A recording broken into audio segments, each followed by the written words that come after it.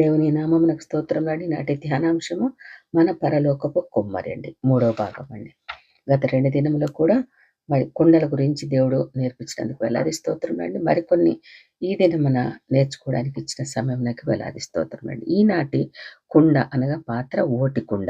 కీర్తన గ్రంథం 31 అధ్యాయము 12వ వచనం ప్రకారము కీర్తనాకారుడు వాపోవచ్చు, నేను ఓటి కుండ వంటి వాడనైతినని స్మరణకు రాలేకపోచున్నానని పలికి ఉన్నాడండి. అది పనికిరాని కుండ. దేవుడు మనలో లేనిచో ఓటి కుండలమే అవుతామండి మనం. తర్వాత బలహీనమైన పాత్ర ఘటము. పేతురు రాసిన మొదటి పత్రిక 3వ అధ్యాయం 7వ వచనం ప్రకారం ఎక్కువ బలహీన ఘటమైన భార్యను సన్మానించి ప్రార్థనలకు అభ్యంతరము కలగకుండా జీవించాలని పేతురు గారి హెచ్చరిక అండి. తర్వాత క్రోధ పాత్ర. తూలిపడి చేయు పాత్రను నీ చేతిలో నుండి తీసివేయుచున్నానని వాగ్దానం ఇచ్చిన ప్రభు దానిని తాను స్వీకరించి ఆశీర్వాచన పాత్రగా మార్చి మనకిచ్చాడండి. మన కుమ్మరి అయిన మన ప్రభు చేతిలో మలచబడి ఆయన ఇంటనున్న పాత్రలలో నీవు ఏ పాత్రగా ఉన్నావు? ఆయన చిత్త ప్రకారం మలచుచుండగా సంపూర్ణముగా ఆయన చిత్తానికి లోబడాలి. మట్టి కుమ్మరికి సంపూర్ణ విధేయతతో లోబడినట్లు మనము ఆయనకు సంపూర్ణముగా సమర్పించుకోవాలండి.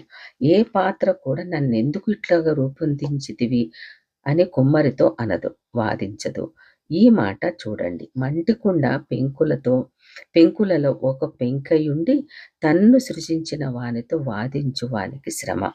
జిగటమన్ను దాన్ని రూపించు వానితో నీవేమి చేయుచున్నావా అని అనదగున, వీనికి చేతులు లేదని నీవు చేసినది నీతో చెప్పదగున. యెషయా గ్రంథం 45వ అధ్యాయం 9వ వచనం ప్రకారం మనము ఆ కుమ్మరి చిత్తానికి లోబడుకుంటే ఎన్నిసార్లు చేసిన విడిపోతూ ఉంటే, అనగా ఆయన పిలుపుకు వినకుండా ఆయనకు దూరం అవుతూ ఉంటే, ఆయన కుమ్మరి కుండ పగలగొట్టబడినట్లు ఆయన ఏమీ విడిచిపెట్టక దానిని పగలగొట్టును. పొయ్యిలో నుండి నిప్పు తీయుటకు కానీ కుండలో నుండి నీరు తీయుటకు కానీ దానిలో ఒక పెంకేనను మిగలదు, దొరకదు కూడా. యెషయా గ్రంథం 30వ అధ్యాయం 14. ఇట్టి భ్రష్టమైన పనికిరాని కుండ పెంకు ఒళ్ళు గీరుకొనుకొనుటకు కాక మరి దేనికిని పనికిరాదు. యోబు ఒళ్ళు గోకుకొనుటకే చిల్లా పెంకు తీసుకుని బూడిదలో కూర్చుండగా యోబు గ్రంథం 2వ అధ్యాయం 8వ వచనం ప్రకారము. ప్రియులారా, విశ్వాసులారా, భక్తులారా, నీవు నేను మనము ఆ పరమ కుమ్మరి చేతిలో ఎట్టి పాత్రలుగా రూపొందుతున్నామో పరిశీలించుకుందామండి. లోబడని పిల్లల వల్లే విడిపోతున్నామా? పగలగొట్టబడుతున్నామా?